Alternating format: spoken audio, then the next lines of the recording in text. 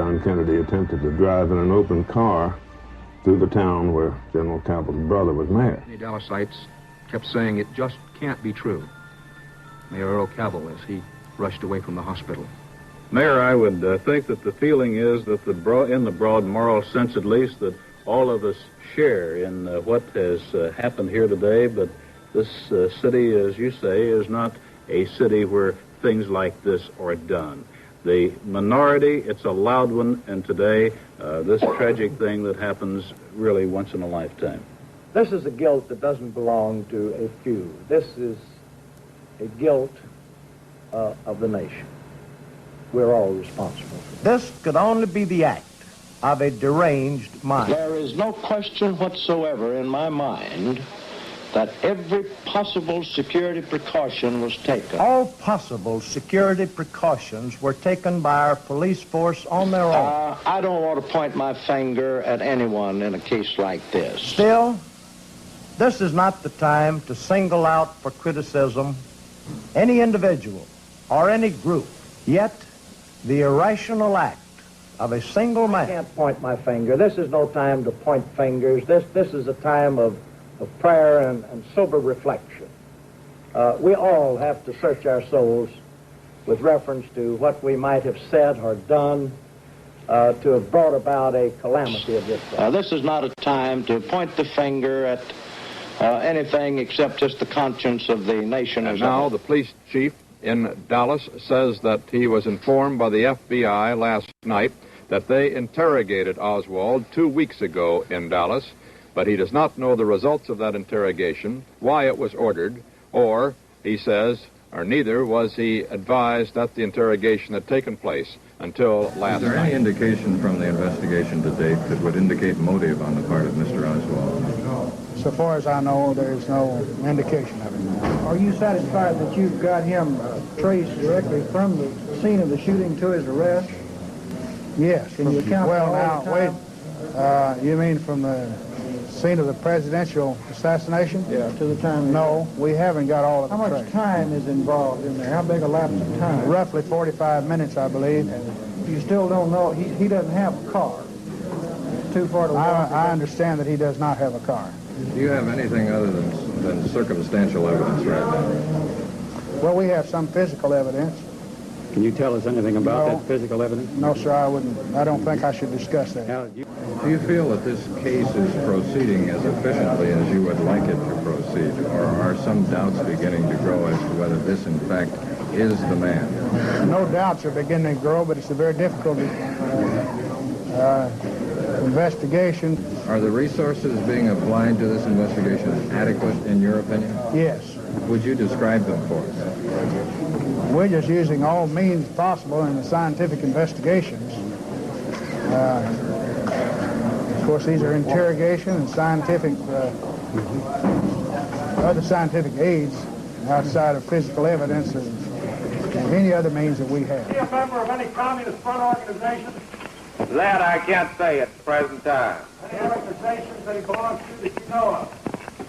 Well, the only one I mentioned was the Free Cuba movement, or whatever that... Fair Play for Cuba, I believe was that. Why do you think he would want to kill the president?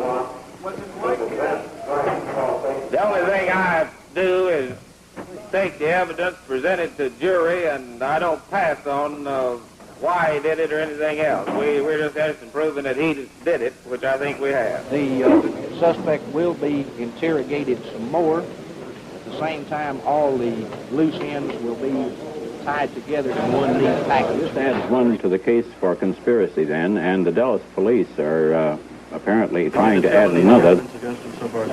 No, we're still working on the evidence. This has been a joint effort by the Secret Service, the Federal Bureau of Investigation, the Dallas Police Department, the Dallas Sheriff's Office, and my office, and Captain Will Fritz has been in charge of it.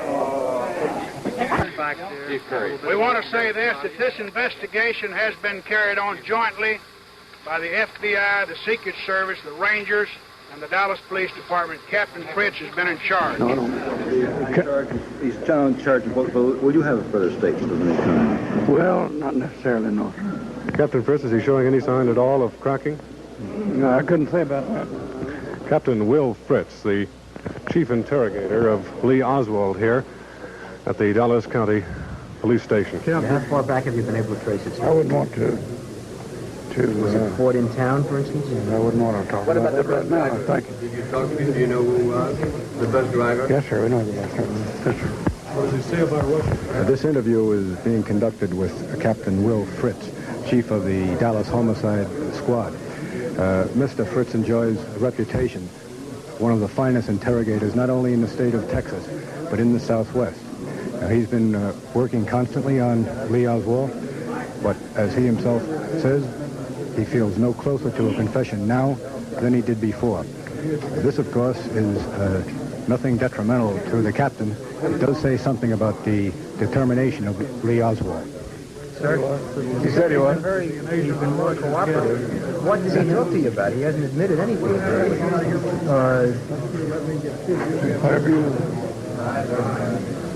I mean, has he given you any story at all about his movements or his feelings in this thing?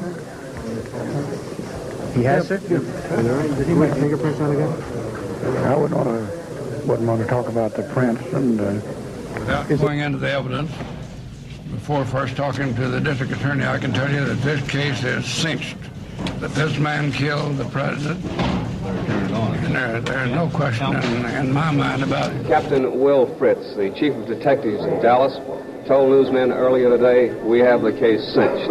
Captain Fritz would not go into detail on evidence which makes him come to this conclusion. Well, I am presently in the basement of the Dallas Municipal Building, and it is like an armed camp. For the past half hour, scores of police have been filing past me, carrying riot guns and rifles. Police officials are frankly worried. They don't want anything to happen to Oswald. Thank you, Bill. We have other remote facilities at the county jail now, awaiting the arrival of Lee Oswald from the city jail to the county jail. And for the situation there now, here is ABC's Roger Sharp reporting. At the scene of last Friday's assassination, this is a curious crowd. No obvious anger in their faces, but all possible security precautions have been taken. Policemen are stationed at every 15 feet along the entire block.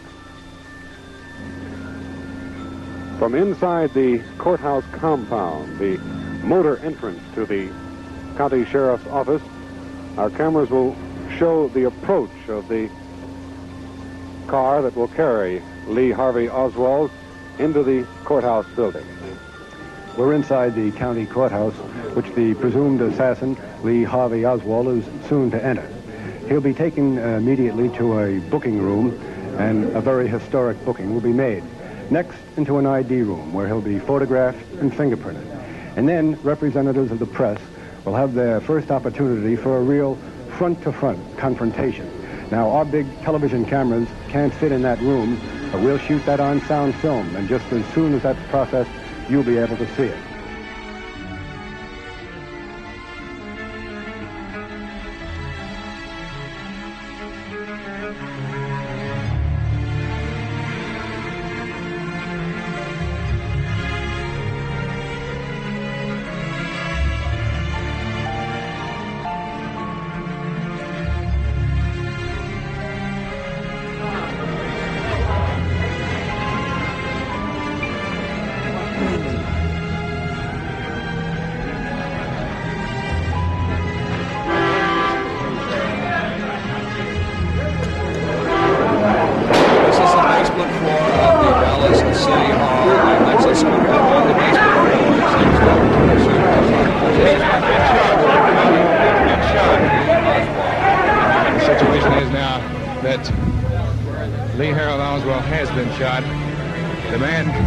The shot fired said it was fired by a man wearing a black hat, a brown coat, a man that everyone down here thought was a Secret Service agent. This is the basement floor of the Dallas City Hall.